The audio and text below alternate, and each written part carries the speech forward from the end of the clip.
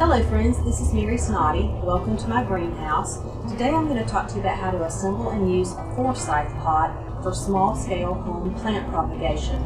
Most homeowners are not interested in propagating 50 or 100 of something. Instead, we'd prefer to have one or two more shrubs like the one that has already performed well for us, or maybe a dozen more of that perennial that's doing well in our garden. I'm going to show you how to use a Forsyth pot to do that.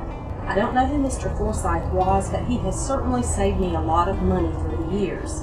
Let me show you what you need to get started. First, a 1-gallon nursery pot and a saucer big enough to put it in. A 3 or 4 inch unglazed terracotta pot. It's important that it be unglazed. And you're going to want to stop up the drainage hole in the bottom.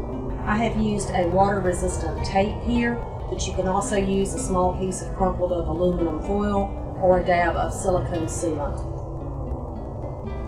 A coffee filter, a clear plastic bag big enough to hold the pot.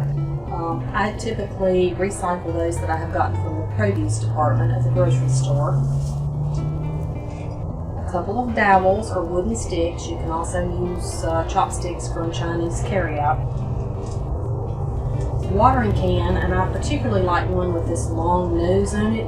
You're going to be watering in a fairly small area, and this small long nozzle helps get it in the right place. A rooting hormone is optional, but I always use it to increase my chances for success. And horticultural vermiculite. There's no special name brand, I just use whatever I can find at my local big box store. First, we're going to insert that coffee filter in the nursery pot. Vermiculite is a very fine textured material, and if you don't use something, it will just flow right out the bottom. A coffee filter will allow the water to go through, but will keep the vermiculite where you want it. I'm going to moisten it just a little bit first to make it stick to the sides of the pot. And then I'm going to add a couple of inches of vermiculite. This is not an exact science, so a couple of inches, give or take.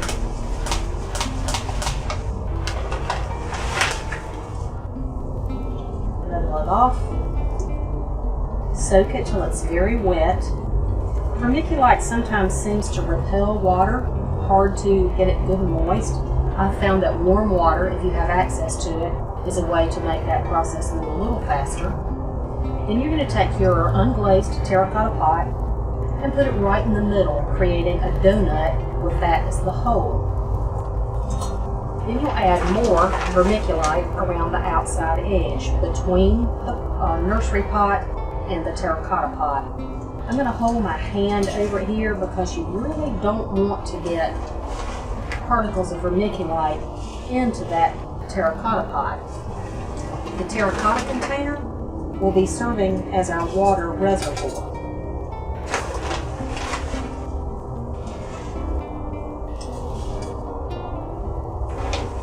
You want to add enough material, vermiculite material, to where the surface of it, once it's leveled off, is just below the top rim of that terracotta pot.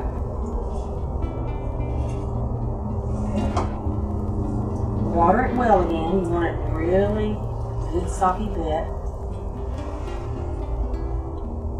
Kind of want to take it slow. Sometimes vermiculite floats and it will rinse into your terracotta pot if you're not careful. And once your vermiculite is good and soppy bit, go ahead and fill that terracotta pot up with water all the way to the rim. This is the last time that you'll water the vermiculite. That water reservoir, the terracotta pot, has porous walls, so the water will leach into the vermiculite, keeping it perfectly moist. Not too wet, not too dry, just perfect for your plants to grow roots. Next, you're going to take one of those sticks, chopsticks or dowel, and pre-make a few holes in your vermiculite where your cuttings will be inserted.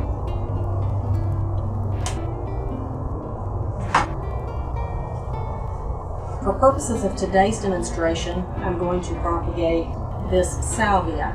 It's Salvia oxyphora. I've never met a salvia that I didn't like, but I think this one may be my favorite. The common name is Bolivian hummingbird sage, I believe. And for your cuttings, you're going to always cut just below a node. A node is where the leaves touch the stem. That's where your roots will grow from. Cut off any leaves that would be below the surface of the soil. And also any buds.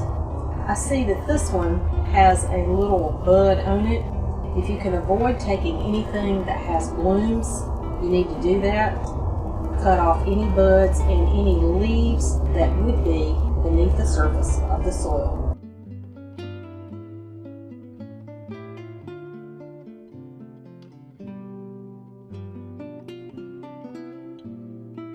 Now, in a perfect world, you'd like to have 2 nodes inserted into the vermiculite media, but it's not a perfect world. Sometimes there's such a long distance between your nodes for some plants that you're going to have to settle with just one, and one is enough for it to be successful. Take your pruners and wound the stem just into the cambium layer. Don't go so deep as you're into the pith. These leaves are fairly large, so I'm going to reduce them by half to reduce moisture loss through transpiration through the leaves. This looks rather drastic, but I promise it's not. We've wounded it. For a thicker stem like a hydrangea, you might even want a double wound on opposite sides. Dip the cutting into your rooting hormone and tap off the excess. You just want to dust it. You don't want it to be caked in. A little is good, a lot is not. And insert it right into that pre-made hole. Because you made the holes in advance, you're not wiping off that compound as you're inserting it. I have several other cuttings that I have already prepared. So I'm just going to go ahead and stick them.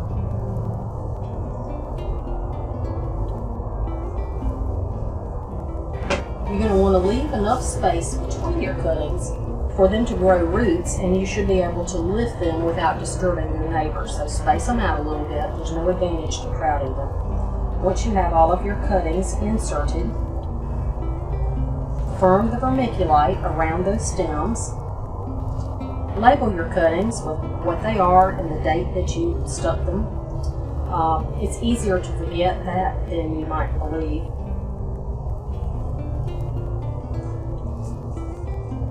Use your 2 dowels to create a little bumper. Because we're going to use this plastic produce bag to create a humidity tent.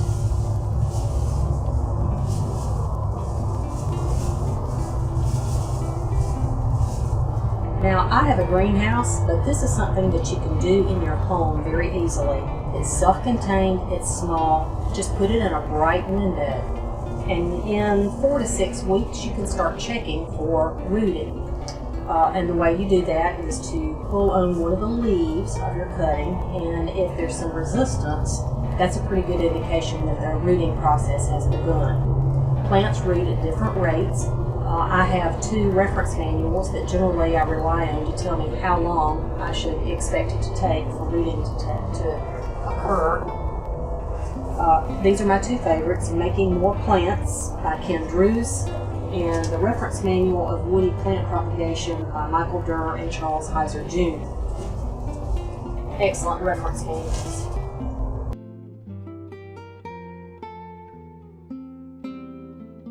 For the purposes of this demonstration, I took a cutting several weeks ago of this same salvia and put it in a Forsyth pot. And I'm going to lift it today because I pulled on it and I'm pretty sure it's got good roots. My favorite lifting tool is either a fork or this square-tipped sugar spoon. I'm just going to dig right into that vermiculite and lift so gently. And Shazam, look at the roots. This one's ready to put in the 4-inch nursery pot and grow on a little bit. next spring it'll go out in my garden. Not every plant is going to root as successfully or as quickly as this salvia did, but I've had really good success with using the Forsyth pot, and I think you will too. Give it a try. Now you know how to do it. If you have enjoyed this video, please let me know by clicking on the thumbs up symbol below. And if you'd like to hear more of my garden information, or about my dog training, or my comments on life in general, please visit my website at marysnotty.com. You can sign up to see my blog, or you can also send me an email through the contact page there. Thanks for watching.